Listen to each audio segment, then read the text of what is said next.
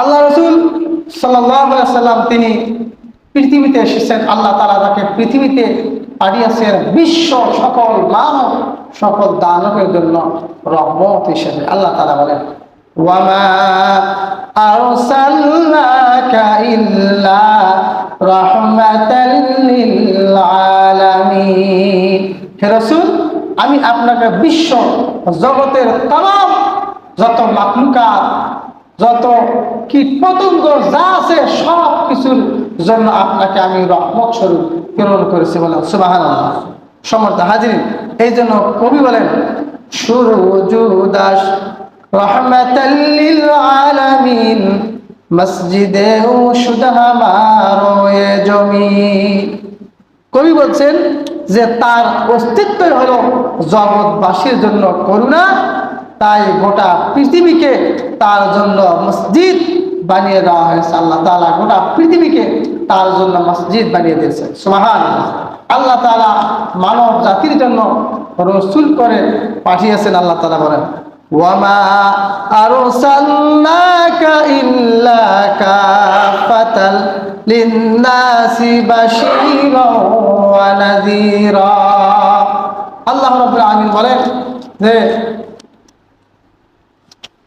হে রাসূল, আমি আপনাকে সমগ্র মানবের জন্য, সমস্ত মানুষের জন্য সুসংবাদদাতা এবং ভীতি প্রদর্শনকারী হিসেবে পৃথিবীতে আমি আল্লাহ পাঠিয়েছি।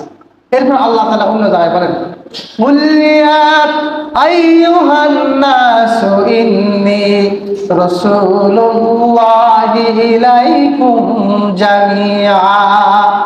আপনি বলেন, আপনি বলে দিন, হে লোক সকল, আমি তোমাদের সকলের নিকট রসূল হিসাবে পৃথিবীতে আগমন করেছি।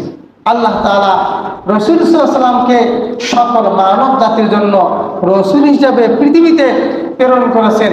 কেন আল্লাহ রসূলকে পাঠাইলেন, আল্লাহ তাআলা সেই কথাও বলেছেন, ইয়া আহলাল কিতাবি ক্বাদ জাআকুম রাসূলুনা ইউবাইয়িনু লাকুম আলা ফাতরাতিন মিনার রুসুল আন তাকুলু মা জাআনা মিন বাশীরিন ওয়ালা নাযীর ফাকাদ জাআকুম বাশীরুন ওয়া নাযীর ওয়াল্লাহু আলা কুল্লি শাইইন কাদির। আল্লাহ তাআলা বলেন, হে আহলে কিতাবগণ।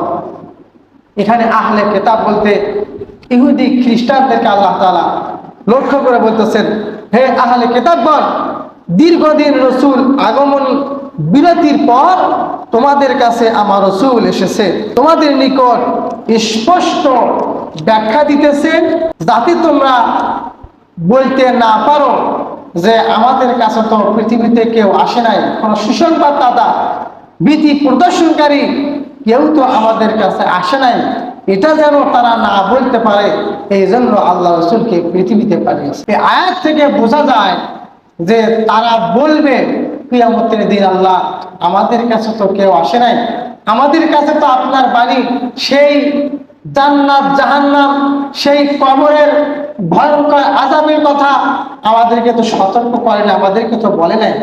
এই কথা যেন তারা না বলতে পারে, এই কথা তাদের মুখ থেকে বন্ধ করার জন্য আল্লাহ তাআলা পৃথিবীতে রসূল পাঠিয়েছিলেন, যিনি সুসংবাদ এবং ভীতি প্রদর্শন মানুষকে করেছেন। কথা কি বোঝেন?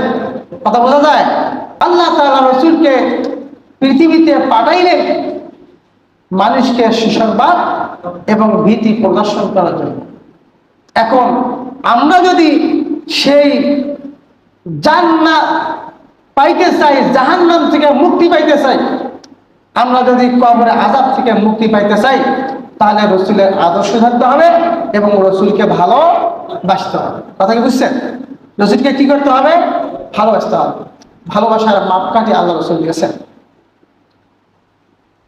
আল্লাহ রসূল বলেন, লা ইউমিনু আহাদুকুম হাত্তা আকুনা আহাব্বা ইলাইহি মিন ওয়ালিদিহি ওয়া ওয়ালাদিহি ওয়ান নাসি আজমাইন। হযরত আনাস রাদিয়াল্লাহু থেকে হাদিসটা বর্ণিত হয়েছে, তিনি বলেন, আল্লাহ নবী সাল্লাল্লাহু আলাইহি ওয়াসাল্লাম বলেছেন যে তোমরা ততক্ষণ পর্যন্ত ইমানদার প্রকৃত মুমিন হতে পারবে না যতক্ষণ পর্যন্ত তোমাদের পিতামাতা, তোমাদের সন্তান, এমনকি পৃথিবীর সমস্ত মানুষের চাইতে আমি রসুলকে ভালো না বাসবা, আমি রসুলকে সকলের চাইতে ভালোবাসা তোমার অন্তরে না ঢুকাতে পারবা, ততক্ষণ পর্যন্ত তোমরা পূর্ণ মুমিন ইমানদার হতে পারবে না। কথা কি বুঝেছেন? এখন আমি সঠিক আলোচনায় আসতেছি। এখন আপনারা অনেকে মন খারাপ করতে পারেন, মন খারাপ করলেও করা গেছে, যা সত্য তাই বলি। রসুলের ভালোবাসা, রসুলের ভালোবাসা কেমন হওয়া দরকার, আর আমরা ভালোবাসতেছি কেমন? দেখেন, রসুলের এই যে এখন রবিউল আউয়াল মাস, রসুলের ভালোবাসায় অনেক বাড়িতে মিলাদ করা হয়, আবার অনেকে খিচুড়ি তদারক পাক করে আনন্দ উৎসব করবে। তাদের খারাপ বললেন বলেন, কথা বলেন না কেন? বাড়ি বাড়ি রসুলের ভালোবাসায় কি করবে? মিলাদ করাবে। রসুলের ভালোবাসায় বিভিন্ন জায়গায় সেই খিচুড়ি পাকানো হবে, সেই খিচুড়ি নিতে গিয়ে আবার ডাঙাডাঙি করে মাথাও ফাটবে। এরা হলো রসুলের ভালোবাসা। কথা কি বোঝেন? ভালোবাসা, এটা কি রসুলের প্রকৃত ভালোবাসা? বলেন, কথা বলেন, এটা কি প্রকৃত ভালোবাসা? আমরা রসুলের ভালোবাসায় যেগুলো করতেছি, আপনারা ইতিহাস ঘাটেন। আল্লাহ রসুল বলছেন, খৈরু উম্মতি করনি সুম্মাল্লাযীনা ইয়ালুনাহুম সুম্মাল্লাযীনা ইয়ালুনাহুম। আল্লাহ রসুল বলছেন, তিন জামানার উম্মত হলো শ্রেষ্ঠ উম্মত, সবচেয়ে ভিআইপি উম্মত। সেই তিন জামানার উম্মতের ভিতর একটা হলো বর্তমান জামানার, অর্থাৎ সাহাবী, তাবি, তাবি তাবি। এই তিন জামানার উম্মতকে আল্লাহ রাসূল সাল্লাল্লাহু আলাইহি ওয়াসাল্লাম শ্রেষ্ঠ উম্মত বলেছেন। আপনারা এই তিন জামানার উম্মতের ইতিহাস কিতাব ঘাটে, যেখানে আমরা রসুলের ভালোবাসায় যেগুলো করি, এগুলো একটাও সেই কিতাবের ভিতরে পাবেন না। এরপরে 6খানা হাদিসের কিতাব, ইমাম বুখারী, ইমাম মুসলিম, ইমাম তিরমিজি, তারপর হচ্ছে ইমাম আবু দাউদ, ইমাম নাসাই, ইমাম ইবনে মাজাহ, যাদের কিতাব সারা বিশ্ব পড়া হয়, তাদের কিতাবগুলো আপনারা ঘাটেন, তাদের কিতাবগুলো আপনারা ঘেটে দেখেন। আমরা রসুলের ভালোবাসায় যেগুলো করি, তারা যেগুলো ওগুলো করেন নাই, তাদের কিতাবে ওগুলো লেখা হয় নাই। কথা কি বুঝছেন?